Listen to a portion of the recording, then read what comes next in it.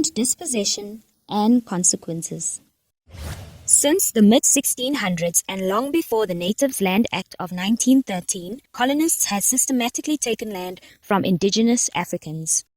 As the Cape economy grew and more land was required for farming purposes, the settlers came up against the Khoi people who had used the region for many centuries as grazing land for their cattle.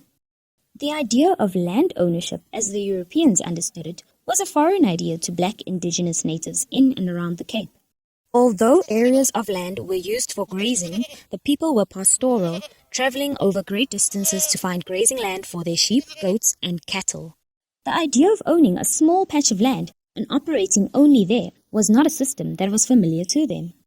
When the original Dutch settlers negotiated with the Khoi people to take land in the Cape, they did not understand that the Dutch meant to permanently settle there.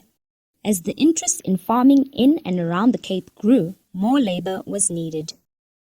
The Dutch East India Company brought many slaves from Eastern Africa and areas as far as Ceylon and Malaysia.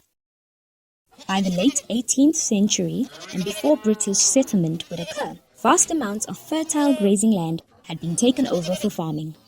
The influx of slaves and more colonists from the Netherlands and France transformed the Cape into a hub of industry and trade activity.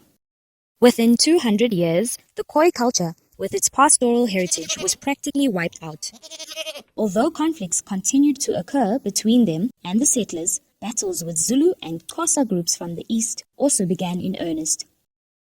Territorial wars would continue for almost 300 years, and the importance of owning land would fuel many battles between settlers and local tribes.